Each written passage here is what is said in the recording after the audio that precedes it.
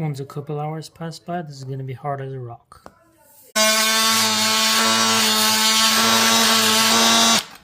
Clean up the grout line to look like this.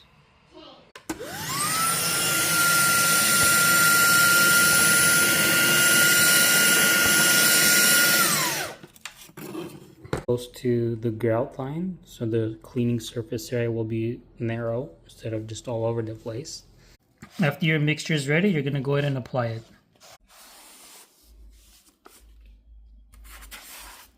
You know when it's full when you press it down and it swells up right there.